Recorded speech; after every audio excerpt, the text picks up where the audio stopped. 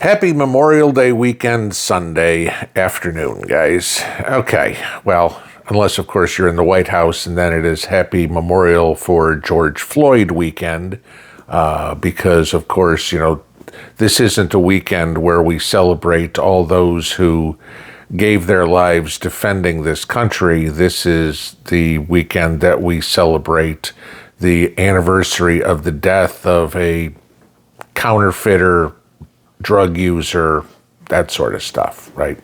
At least according to the Biden administration. Yesterday, our illustrious president decided to make a comment. He says, George Floyd should be alive. He deserved so much more. Today, I join all those who loved him and all those touched by the civil rights movement he inspired in remembering the tragedy and injustice of his death. He changed the world. Now let's act in his memory. Okay. Of course, we had to have our red light district vice president come out and say, to honor his memory, President Biden and I reaffirm a commitment to building a justice system that lives up to its name. While we have made progress, we still have more work to do, including passing the George Floyd Justice and Policing Act. Okay? Yeah, so this is what the Democrat candidate for the White House wants to run on re-election for. Now, mind you, I want to give you this. This is the same week that we're promoting a act named after, again, a counterfeiter, a drug user, et cetera, et cetera. But no, the same Democrat Party again blocked the Laken Riley Act, which would have required the Department of Homeland Security to take into custody illegal aliens and arrest them and charge them for crimes like burglary, theft, larceny, shoplifting. Oh, I don't know. Maybe we want to add in there something like rape, assault, and murder too. We couldn't arrest the criminals. We couldn't have a bill go through the houses of Congress taking care of a nursing student who was out for a morning jog. But no, we need to make a martyr out of the drug user criminal. This is how screwed up we are, okay? Why aren't we celebrating Ashli Babbitt, right?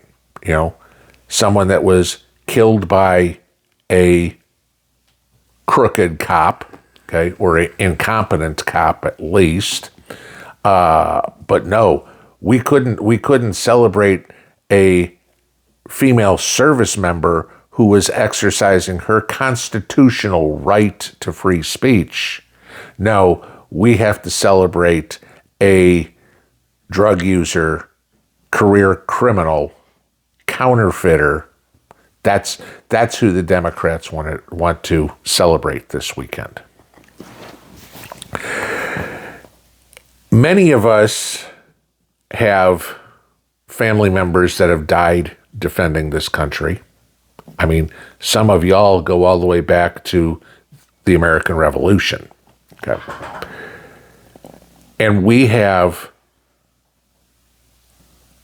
a president, a commander-in-chief, who takes this weekend, which is a very solemn weekend for the country, for a lot of families that are missing somebody at the dinner table, at the barbecue, at the picnic table this weekend. Because maybe it was your grandfather who died in World War II, or your father who died in Korea or Vietnam. Maybe it was your son who died in Iraq or Afghanistan.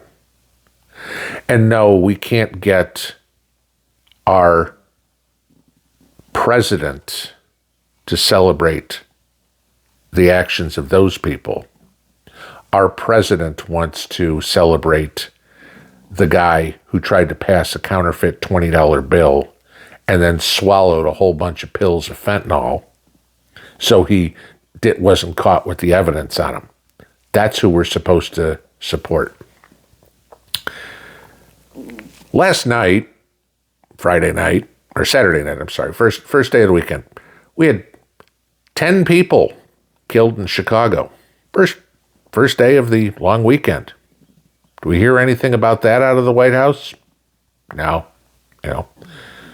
Whether they were gangbangers or more likely innocent bystanders. Do we hear anything about that? No. Do we hear more stories every day about illegals who, there was a car wreck by an illegal in South Carolina that killed a bunch of people? Yeah, they'll probably let him go because, hey, we need to give him his U visa. He's been wronged by the United States. We need to make it right. This is what we're up against. This is what this country has come to.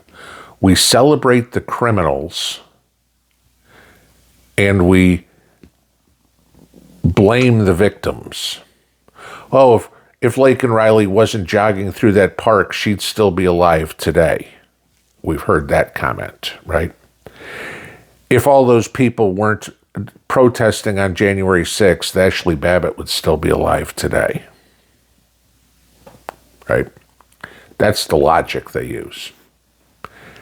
If George Floyd wasn't busted for passing a counterfeit $20 bill and swallowing a bunch of pills of fentanyl, he'd probably be alive today. I doubt it. He probably would have overdosed somewhere else. Okay. But these are the people that we celebrate, or at least the deranged half of the country celebrates or wants to celebrate. 99.9% of the cops in this country are good, hardworking people. Sure, there are corrupt ones, no doubt. But I will give you this. 100% of the criminals in this country are not respectable people. Okay? They don't deserve our sympathy. They don't deserve to be deified. They certainly don't deserve to be dignified. Okay? They don't deserve statues and murals and renaming of streets for them. They deserve to rot in hell, go to jail, do not pass go, do not collect $200. This is how screwed up we are. This is how empires fall. When the criminal element is more important than the decent, hardworking, law-abiding, respectable people in society. This weekend, contrary to what Joe wants us to do, remember those who gave their life for you to drink your beer, eat your hot dog, watch a parade, watch a ball game, go fishing, whatever you do. Do not spend a minute thinking about lowlifes like George Floyd. Unless maybe while you're taking a dump in the morning. That's about the amount of respect he deserves. Flush his memory down the toilet. Remember the guys and the gals who actually earned this weekend. Pinball out.